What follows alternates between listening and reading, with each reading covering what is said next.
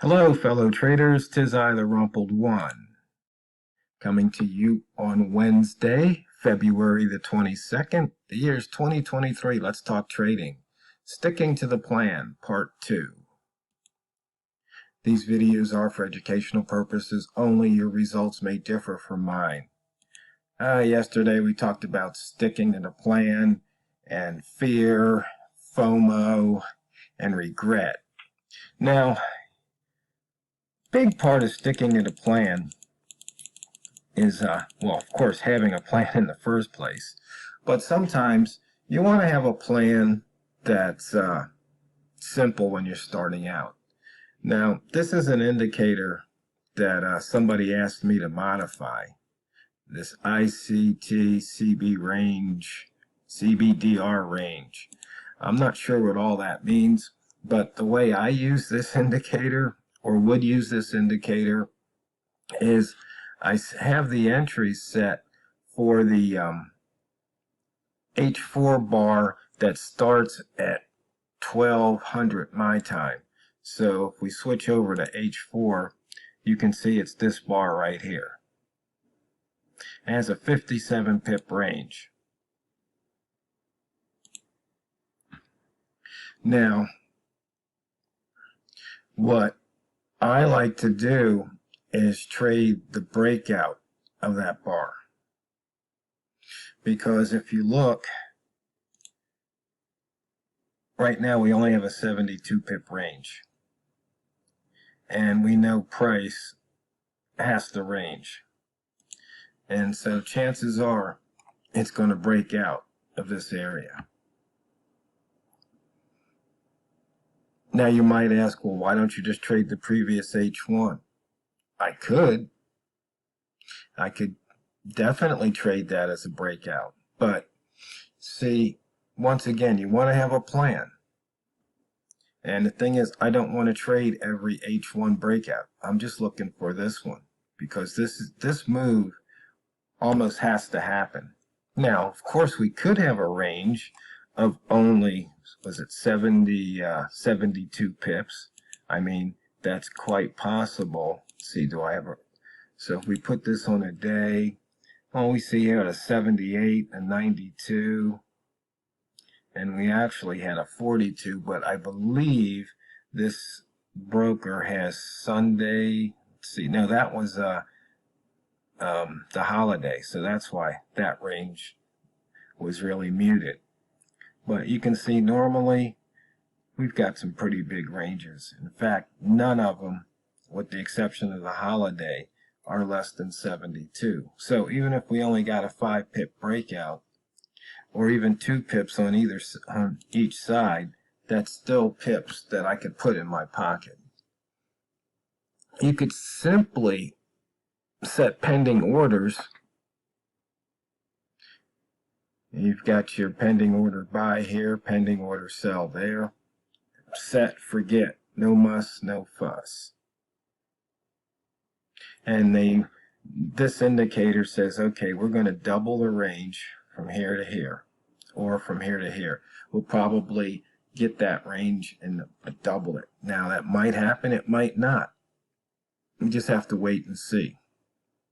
And see, this is one of those trades where you wait for that candle to close, then you get this, you get the high and the low. You're waiting for that H4 candle to close, and then you're just going to take that breakout. It might happen this hour, it might happen the next hour, it might not happen, but that's the trade. And if you scrunch the chart, you can see here yesterday there was breakouts on either side. And let's see. Let's turn off the auto scroll so we can go back and look. And you can see here there was a nice breakout there.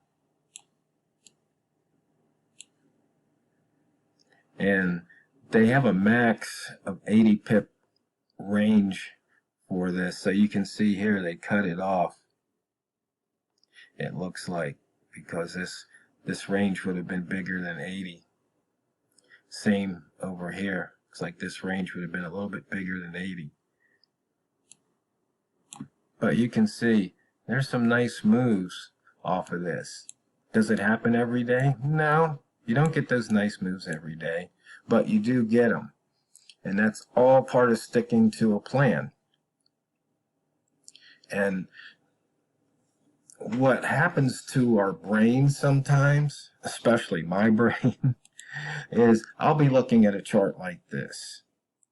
And on it, I can see all kinds of opportunities. Right here, we had the trailing entry. We had, let's see, a rat reversal would have been way down here, but we had a higher low breakout here. We had movement off of a 3-ball. So there's all kinds of different trades that I could put on. I could see right here, third dot trade to the south, a turn trade here to the north, all these different trades. And I can wind up sometimes creating a mess on the chart like I did earlier today. But the thing is, if you just maybe pick 1 or 2 trades to take, you could be successful. So for example, you could have taken the, maybe a long trade at the double O, if that's the trade you want to take, just trading the psychologicals, double O, 25, 50, 75, and double O again. Or launch pad trades from 40 to 60. There's just, there's so many methods out there. But the thing is, it's kind of like a cook, too many cooks spoil the broth, while too many methods spoil your portfolio. So pick one, get it down, and then maybe pick another. So for example, since this one you can set and forget, from the sense that you don't have to sit there and monitor it, you can put in these entries ahead of time, and when one triggers you can exit, close out the other one and then start to manage the trade. Meanwhile, if you're an action junkie or you just want to do another method, you can then go ahead and start trading that other method. But that's when one method doesn't interfere at all with the other, because one you've got pending, and this one you're actually reading price action as it occurs. So you see here we had a 2-ball. This candle looks like it turned bullish right at the buy signal here at 97. Once again, if you've got a broker that has these huge spreads, this type of method probably isn't going to net you the pips that an ECN broker with a commission plus spread, because usually the commission's about 3 points and the spread's only a point or two, so that's half a pip. Whereas right here we've got 1.2 pips, 1.3 pips. So it's just too much to overcome in the short term. I mean, when you look at it, if you try to trade from 3-ball to 3-ball, that's a lot of pips. In this case, it's about 20 pips. Let's see. Yeah, right around 20.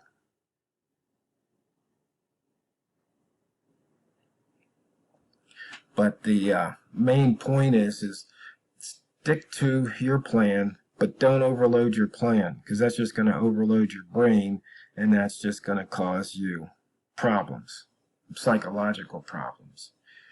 Because what will happen is you'll start to beat yourself up, and you don't want to do that. You really don't, because that puts you in a psychological disadvantage.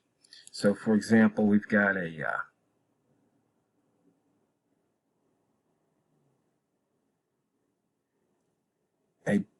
bearish M30 candle. You can see here it crossed below indicator 2, which is the EMA 5.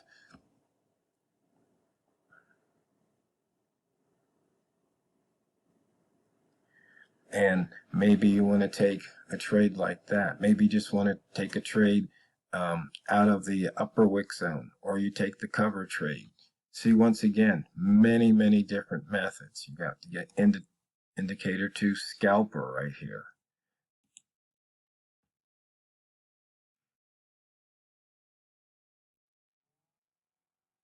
We've got flip-flop boxes. So once again, many different trades to take, but just pick one, maybe two. As I like to say, when you learn to juggle, you start with one ball, not three. So when you learn to trade, start with one pair, one method, and sometimes just only trade one direction. Be a rat, as opposed to a pigeon. I don't know if you caught the pigeon story out there on Crestlick, but I posed a question, does the pigeon beat the rat? You'll have to read it. And no, I haven't created a pigeon indicator. Maybe I will. I'll have to see if how well it lends itself to trading. And I guess there was a couple traders that kind of liked the way I was showing the trades yesterday. But you can see right here, you've got price putting in a flat bottom, but it's also putting in lower highs. Usually that means it's going to break to the downside. We're at 96. If you scrunch the chart, you can see here that's the 23% fib between the three balls.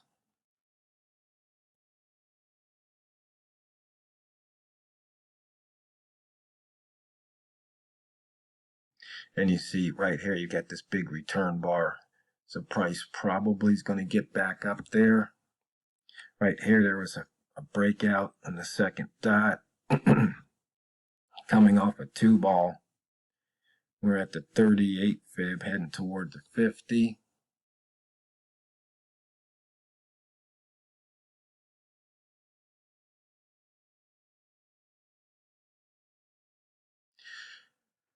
So once again, with this broker, I wouldn't take this trade because you can see how big the spread was.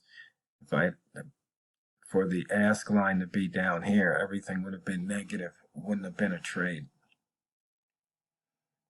So make sure you select the right tool for the job or the right job for the tool. I mean, if you have a lawnmower, you're not going to be looking for jobs snow blowing. Okay, you don't have the right tool for the job. So it's the same thing in trading. And that was my biggest, I think, breakthrough in trading way back when I was trading stocks, when I realized most people were using the same method or the same indicator and method on all of their stocks. And then I realized, no, if you're doing a certain method, you have to pick the stocks that work best with that method. Kind of like with the Walmart method, you look at the stocks that have the biggest range or ATR, and you look at the hourly ranges, and that's how you can make your money doing that, as opposed to trading something like EUR GBP or GBP EUR. I think it's EUR GBP. I mean, that has such a compressed range. It's just like, I don't know why anybody trades it, tell you the truth, but I guess it fits certain personalities. And so, once again, it wouldn't work for me, but it works for other people, and that's okay. So, fellow traders, fastest 15 minutes in trading is over once again. I hope you picked up something out of today's video that you can use, put in your trading toolbox. And, when you're trading, always remember and never forget, it's not what you trade, it's how you trade it. So go out there and drain the banks. This is TheRumpledOne, over and out.